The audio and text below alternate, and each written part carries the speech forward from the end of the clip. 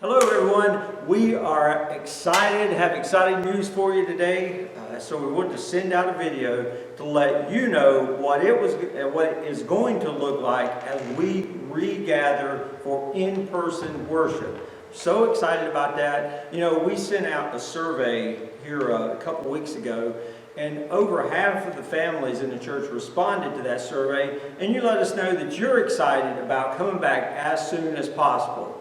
And so we are going to do that, and we are starting this coming Sunday morning, May 31st at 10:30 a.m. So we're going to have our first regathering since, in March. And so we're very excited about that. I know you're excited about that, but we need to share some stuff with you. It is a phase 1 regathering, and that means we're going to regather for 4 weeks. And it's going to look a little bit different than the last time we got together here. So we want this video to help you understand what that may look like. Now, first of all, just some of the basics we want to cover for you. People, like I say, the far majority of you want to meet as soon as possible. And you've responded in the survey, some saying, you know, don't worry about any restrictions. But well over half of the people say, hey, we need to have some type of idea, some type of precautions to take.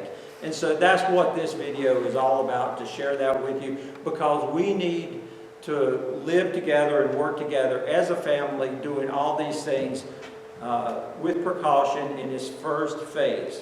So first of all, just let you know that might be not need to be said, but let me say it. If you're sick, if you're not feeling well, then you need to stay at home. If you're in a very high risk range, maybe you should not come immediately if you don't feel comfortable coming. So those are some things like washing your hands very well. If you're coughing or sneezing, you have to be very careful about whether you should attend, or if you attend with those type of conditions, you got to make sure to use your arm, sneeze into the crook of your elbow and stuff like that. So those are some basics that we just remember that, and we're going to go through here and just kind of walk you through, let you see what it looks like. All right, so here we are at the front of the building, and we are going to meet here and come in this door on Sunday morning, May 31st at 10:30 a.m. So just want you to know that this will be the only outside doors that will be unlocked for you. This will be the entry and the exit way, okay? So we're going to enter here at 10:30 a.m. You can come at 10:15. We will open up the doors for you at 10:15. We're going to come in. Of course, as you can see, we'll be practicing social distancing, and I want to encourage you to do that as you wait in line out here at 10:15. And when we open up the doors, just come right on in, and we'll show you what that's going to look like in a moment. As you enter in the doors, you might see someone that's wearing a mask. So whether it's you or someone else, there will be people here wearing masks. Don't let that disturb you. Some people feel safer doing that and say that they would like that, and some people would like some of us to do that as well. So we'll be having masks. If you don't have your own mask, we'll have this sanitizing station with a mask that you can have. Please don't return it. You can have that. There's also a gallon jug of hand sanitizer that will be available. We will have 2 of these sanitizing stations for you. Beyond that, the coffee area will be closed. There will not be coffee or anything else that we serve here for the first phase of reopening. Again, that's 4 weeks, and we hope that after that point in time, we can relax some of these things. But for right now, the first 4 weeks, this is what it's going to look like for us, okay? So with that being said, I also want to let you look down the hallway. The only door that you will find that is open will be the ladies' restroom. All other offices and classrooms will be locked on Sunday mornings, okay? We are discouraging because we are practicing social distancing for everyone's sake. We will not be gathering in the foyer, before, during, or after service. So we are discouraging that. No gathering in here before, during, or after. That's why we'll be opening at 10:15 and we'll be coming into service. And at the end, we'll be exiting. I want to remind you that there will not be a nursery during this time. Now, sometimes they get a little bit excited anyway during service, and we will let you, parents or grandparents, if you want to take your child to the choir room to get them settled down for a few minutes, that'll be perfectly fine. And that will be open to you. Now, I want to let you know that the north end of the building, again, will be locked, and so we will be using this nursery bathroom here for our men's restroom. So it'll be locked. The door actually around the corner by the choir room, it will be locked from the outside as well. So once again, north end is locked, and the only doors we'll be using, entering and exiting, will be our main entrance here on the southeast end of the building.